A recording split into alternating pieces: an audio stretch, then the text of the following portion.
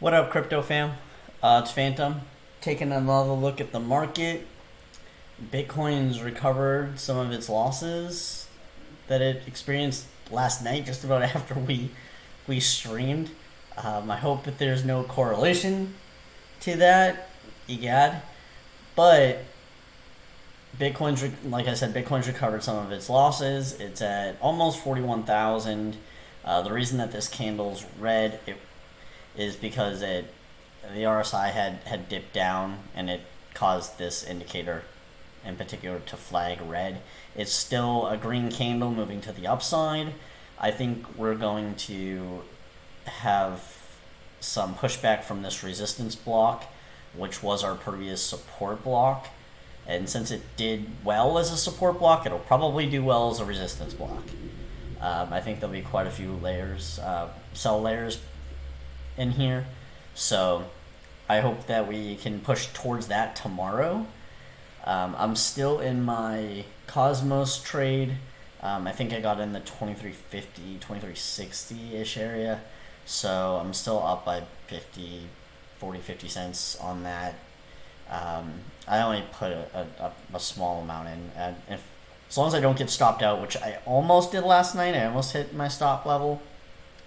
But thankfully we didn't dip enough that I didn't get stopped out. So I'm still holding it and still in the green. I think Bitcoin will continue to the upside. This is an earnings week for a lot of the S&P. And generally when the S&P does well, Bitcoin tends to do well. On top of that, we've been talking on the channel that hopefully that this week was the start of the more bullish momentum, whether it, be it slow at the start. I think this week kicks off the next uptrend for us in the crypto space. We'll take a look at the Fear and Greed Index. Looks like we're sitting at 27. We're still in fair territory, which makes sense. Kind of, a few years ago, people would have killed to have a $40,000 Bitcoin. It would have been, no one would have believed you. But now that we're sitting at 40K, we're in fear territory. And it just shows what a few years can do and where we'll be in another few years, right?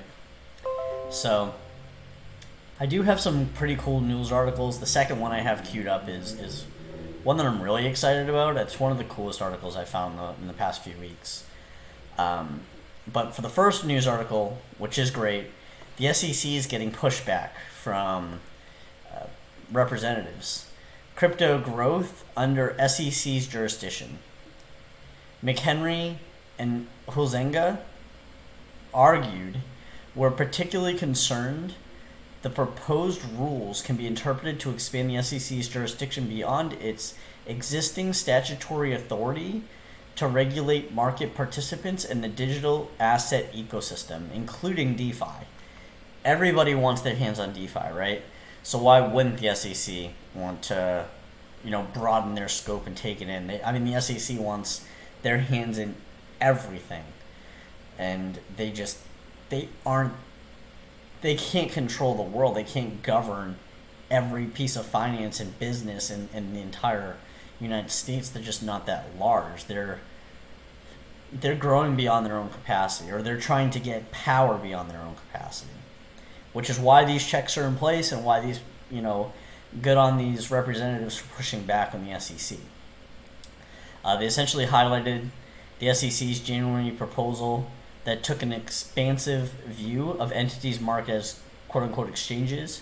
The officials worried that this change could mark a step that exceeds the SEC's statutory authority. The other proposal concerns the regulator's March rule that defined as part of a regular business under a quote-unquote dealer. As part of the major concerns, the letter stated the SEC's analysis in both proposals is insufficient to justify such proposed changes.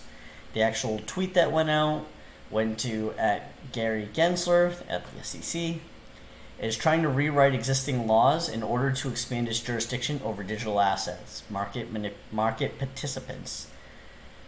Recent rushed rulemaking will expand the SEC's governing authority, leaving Congress on the sidelines, which is true, and I am very happy they're pushing back on this. I hope they continue that fight, and I hope the SEC gets buried for this. The SEC is of little help to anybody or any type of innovation, and I think they've proven that time and time again.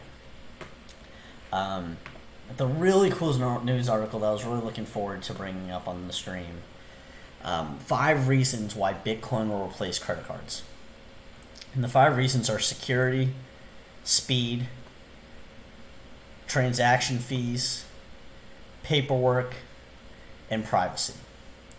So we'll go into each and I'll kind of give my take on each. First, we'll deal with security. The disadvantage of relying on several parties, such as credit card payments, is that it raises the chance of malicious attacks. You authorize an e-commerce site to make money from your account when you put in your credit card information. Bitcoin's secure network can also assist business owners. Chargeback fraud is prevented by the irreversible nature of Bitcoin payments, which stops customers from receiving products and then canceling their payment afterward. It was a big thing on Twitter when Elon Musk was taking over. He was going to purchase Twitter, and he was going to charge a monthly or yearly fee in order for you to get your blue check mark, double check mark on Twitter. He said that the payment would take some time to process to ensure that it passed the timeline for chargebacks. And I believe it was Willy Woo reached out to Elon and said, you can use crypto for this exact thing. Have the payments made in Bitcoin, and you won't have to worry about chargebacks at all. As soon as you receive the payment, you can get the blue check mark. People get their instant verification, which is what they want. Twitter gets their money without being worried about chargebacks. They get what they want. Win-win for both parties. Speed. Speed's a big one. When comparing Bitcoin to credit cards, opponents frequently point out the difference in processing times between the two systems. Visa, for example, processes 24,000 transactions per second, compared to 5 to 7 transactions per second for Bitcoin. However, such comparisons leave out a lot of important information. When you swipe your credit card, the money isn't automatically deposited in the merchant's account. Credit card companies, on the other hand, take several days to authorize and clear the payment. Bitcoin's intended to function as a standalone bank and payment network. So if you're moving Bitcoin, you merely need to move money from one block address to another. Unlike credit card payment, this technique takes 10 minutes or less and secures the transaction's completion. So this is a big deal. One of the examples that I give a lot of my friends when I'm explaining cryptocurrency of this speed is, for example, you make a purchase at Lowe's and you're not happy, you buy a lawnmower and the lawnmower doesn't start. You go ahead and you want to take it back and get it somewhere else. So you've already have the pending charge on your credit card statement, right? That's not going to go anywhere for the next few days. You return the mower, those funds don't instantly release. It takes 3 or 4 days to get your own money back and released because the settlement between the banks takes that long.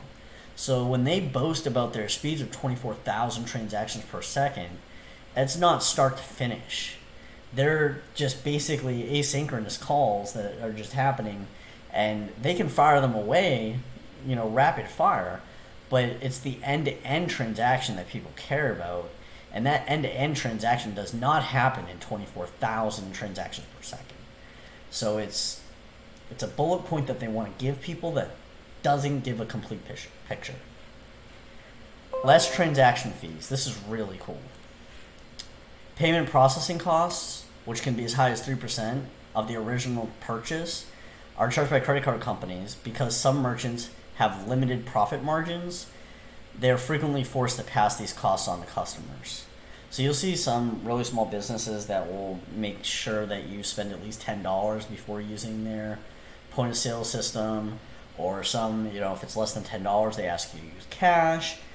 And it's because they're going to get hit with a transaction from the POS system or the credit card companies every time someone uses a credit card transaction, and that kills their profit margin, or they have to increase the cost of the items, and us as consumers are the ones that take on those extra costs.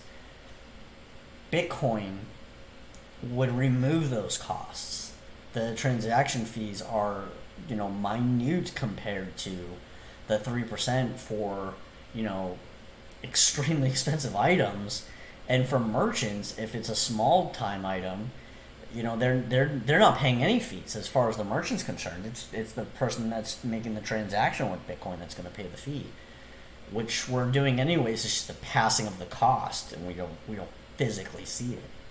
So this is a huge win for the merchants, and savings that can be passed on to consumers, and, you know, again, just a win-win for, you know, both retail and private consumers.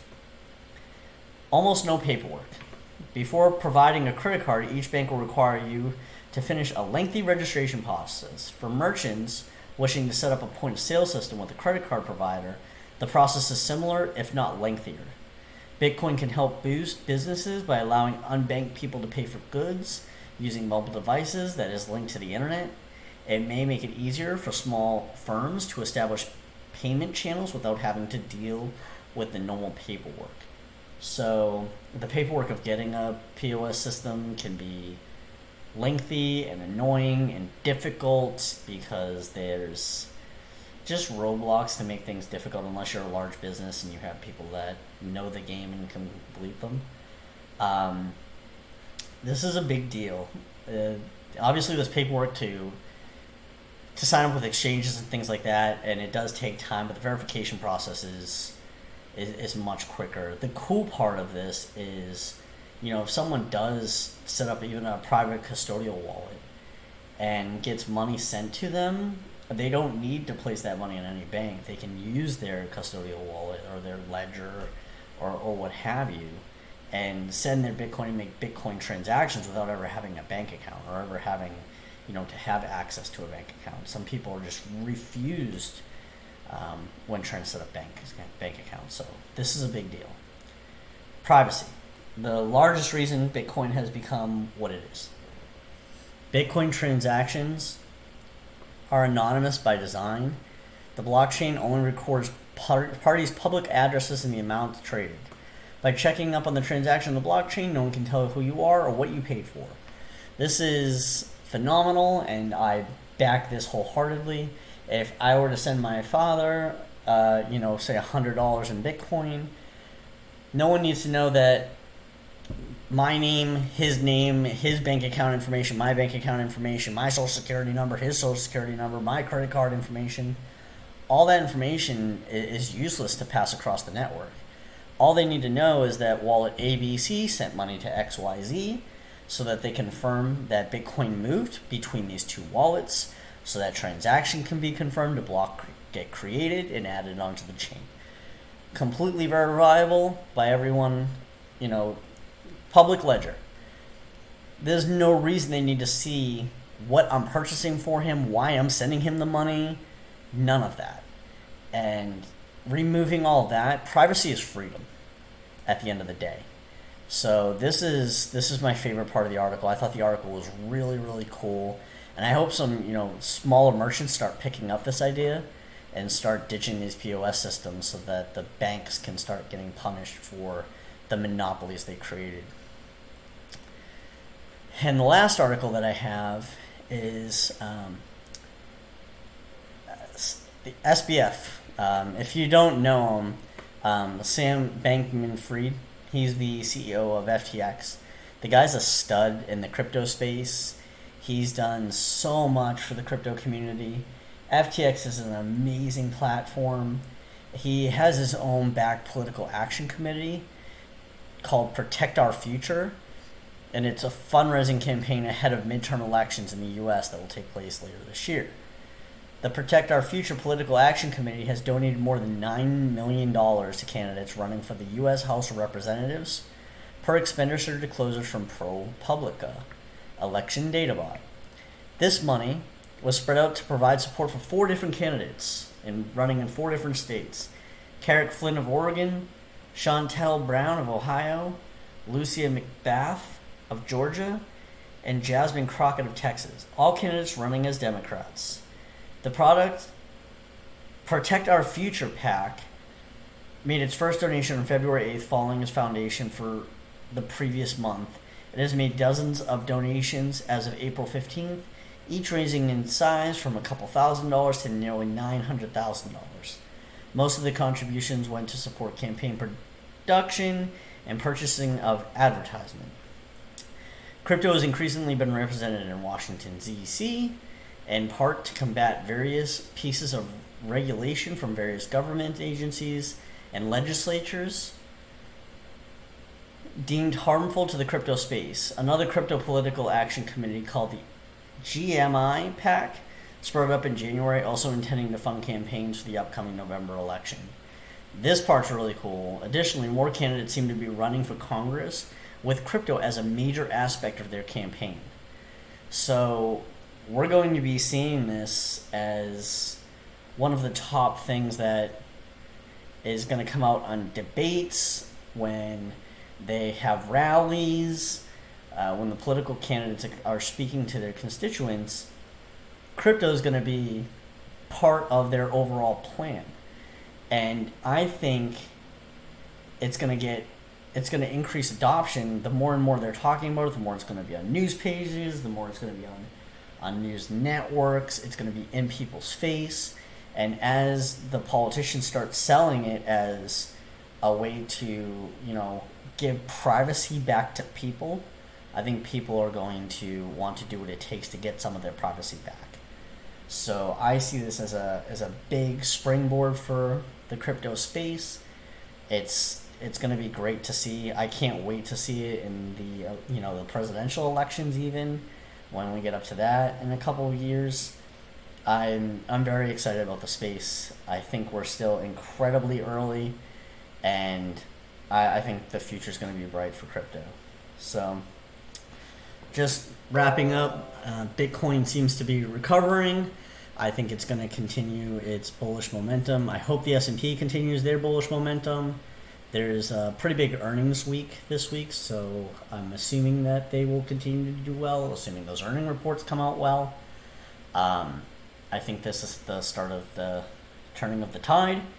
As I've stated all last week, that I think the bullish momentum will start coming back this week. It'll be slow to start, but once we break some key resistances, you'll see something like you've never seen before. So until then, I hope you have a great rest of your Monday. I hope you have an even better Tuesday, and I'll catch you in the next video. Until then, peace.